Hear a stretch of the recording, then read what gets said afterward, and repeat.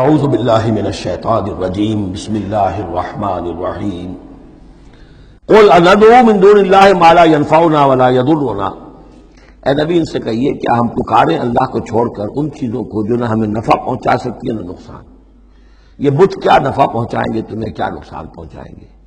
خود اپنی حفاظت کر نہیں سکتے، اپنی مکھیاں اڑا نہیں سکتے، ان کو پکارتے ہو، ان کے سامنے سجدے کرتے ہو، ان کو متھے ٹیکتے ہو۔ اندعو من دون اللہ ما لا ينفعنا ولا يضرنا، خیر بت کی بات تو ہو گئی، بہت ہی بات ہے، باقی بھی اس کائنات کے اندر کوئی کسی کے لیے نہ خیر کے پر قدرت رکھتا ہے نہ شر پر، الا باللہ، لا حول ولا قوت الا باللہ۔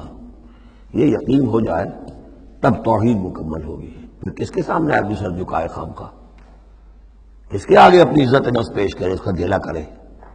کسی کے ہاتھ میں اختیار ہے ہی نہیں، لا حول ولا قوت الا باللہ۔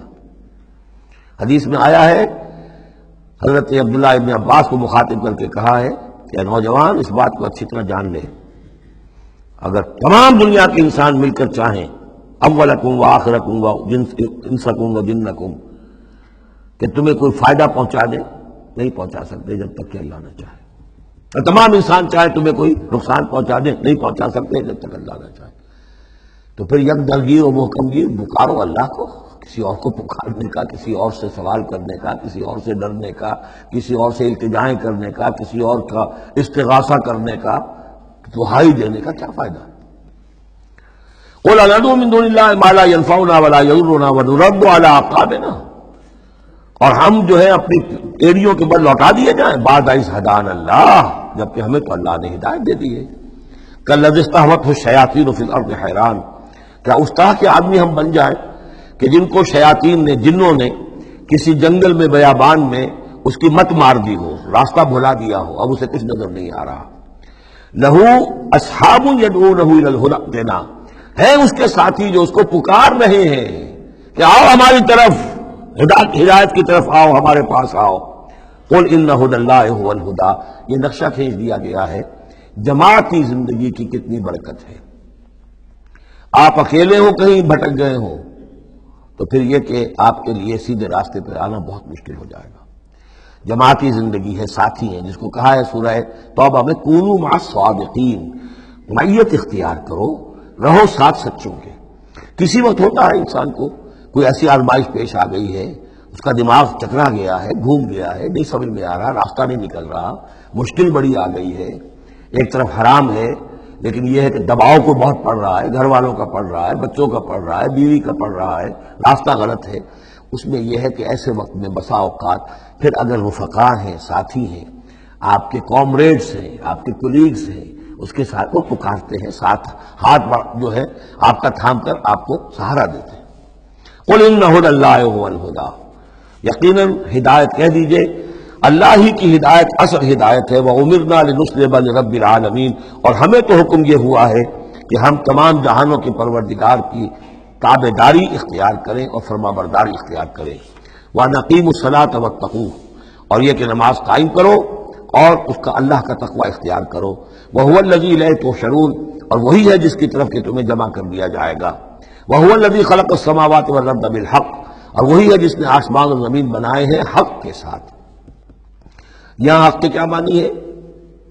ود پرپس، یہ بیکار نہیں ہے۔ ربنا ما خلقت ھذا باطلا، اے رب ہمارے تو نے یہ سب باطل نہیں بنایا، بیکار نہیں بنایا، بے مقصد نہیں بنایا۔ سورہ آل عمران کی آخری رکوع کی جو دعا ہے، بلکہ باطل کے مقابلے میں کیا حق۔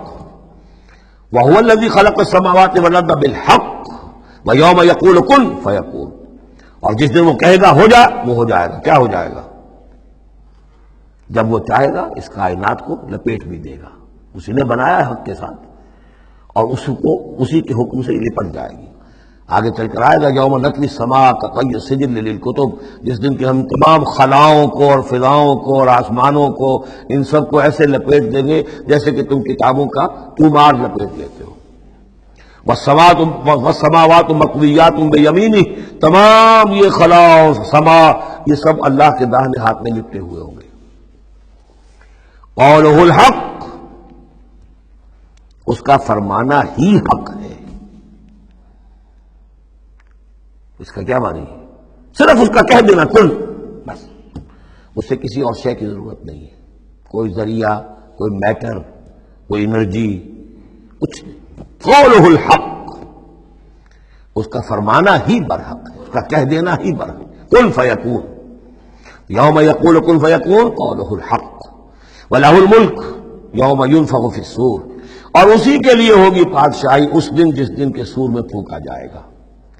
اگرچہ حقیقت میں تو بادشاہی اب بھی اسی کی ہے، لیکن ابھی جھوٹے سچے بادشاہ بیٹھے ہوئے ہیں، یہ سب جو ہیں یہ سب نسیہ منسیہ ہو جائیں گے۔ لمن الملک اليوم للہ الواحد القہار، معلوم کیا کہ اب بھی اگرچہ بادشاہی اسی کی حقیقت میں، لیکن یہ جھوٹے سچے ڈرامے والے خدا جو ہیں کچھ نہ کچھ بیٹھے نظر آتے ہیں بادشاہ۔